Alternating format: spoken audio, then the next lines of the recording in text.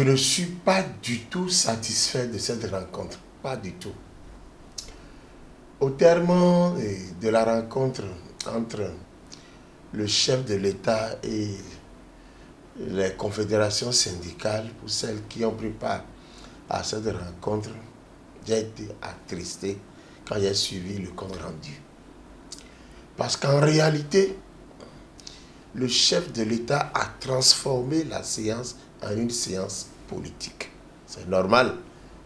Au-delà de tout, c'est un homme politique. Alors, moi, je voudrais seulement tenir compte de ceci. Le président de la République, en décembre, annonce que les travailleurs de la fonction publique vont connaître une augmentation de salaire à partir de 2022. On s'attendait à ce que, déjà à partir de janvier, que ça soit effectif.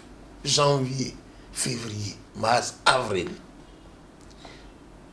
Et c'est en avril que le même président invite les confédérations syndicales. Et quand vous suivez ce qui circule actuellement sur les réseaux sociaux, le président de la République, en avril, disons déjà mai, puisque le salaire d'avril est déjà consommé, dit maintenant qu'il est en train de voir est-ce qu'il ne faudrait pas augmenter les salaires de bas niveau de façon significative et ajuster un peu les gros salaires. Ça me pose un problème.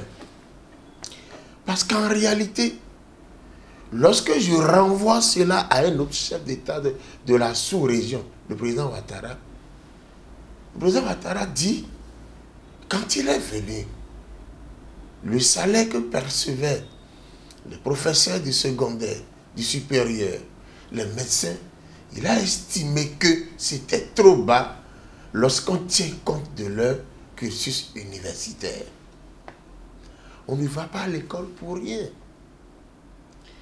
S'il y a des gens qui sont allés à l'école et qui sont dans l'administration sur la base d'un diplôme universitaire et qui gagnent gros, ce n'est pas de leur faute si d'autres sont rentrés avec le CEPE. Donc, au lieu de dire il vaut mieux augmenter de façon significative les petits salaires, c'est une erreur. C'est une erreur parce que ça ne participe pas au dépassement de soi. Ça risque de donner l'impression qu'en République du Bénin, avec le président Patrice Talon, on n'a plus besoin de se gêner trop, on n'a plus besoin d'avoir les gros diplômes, il suffit d'être moyen, alors on peut avoir un salaire aussi important.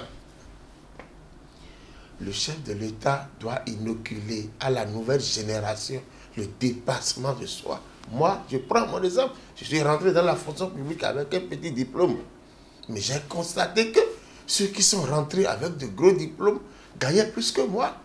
Mais qu'est-ce que j'ai fait? Je me suis mis à étudier sur le campus et ça a amélioré mon salaire. Si vous ne voyez pas l'autre pour fournir plus d'efforts et que nous devons attendre une faveur du politique, une faveur du président de la République parce que nous gagnons petit et alors que nous avons un petit diplôme, on veut seulement compter sur les faveurs du président de la République pour augmenter notre salaire. Ce n'est pas bien dans une république. Cela ne nous encourage pas à ce que chacun se défende. La vie, c'est une compétition. Le président de la République même nous l'a déjà enseigné lors des élections présidentielles. La vie, c'est un combat. Chacun doit se battre. Aujourd'hui, le SMIC est à 52 000. Les confédérations syndicales ont demandé mais que ça soit hiérarchisé. Mais selon le compte rendu, on nous dit que le président de la République ne veut pas obliger les entreprises à hiérarchiser le salaire. Ce qui est un acquis, c'est les 52 000 COSMING. Ok.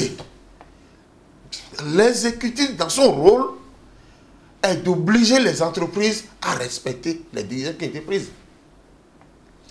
Si on n'oblige pas les entreprises, les chefs d'entreprise à hiérarchiser le salaire et que chacun est libre de faire ce qu'il veut. Je donne un exemple. Aujourd'hui, le SMIC est à 52 000. Hier, c'était à 40 000. Au moment où c'était à 40 000, les chefs d'entreprise qui ont fait des efforts et qui ont mis certains travailleurs à 50 000. À aujourd'hui, si on ne hiérarchise pas, cela veut dire que le doyen qui était à 50 000, si on recrute nouvellement un agent aujourd'hui, il sera à 52 000. Donc, il y a une question de bon sens. Normalement même, pour quelqu'un qui gère son entreprise, cela va de soi. La hiérarchisation, ça doit être automatique. Sinon, ça va créer une vraie pagaille dans les entreprises. Cela veut dire quoi? La montagne a accouché d'une souris. Mais nous devrions savoir ceci. Au moment où le chef de l'État annonçait en décembre que les salaires vont connaître d'augmentation en 2022, mais la logique, c'est qu'un président soit entouré d'une équipe qui a déjà évalué, qui a déjà fait des enquêtes, avant que lui ne prenne la parole.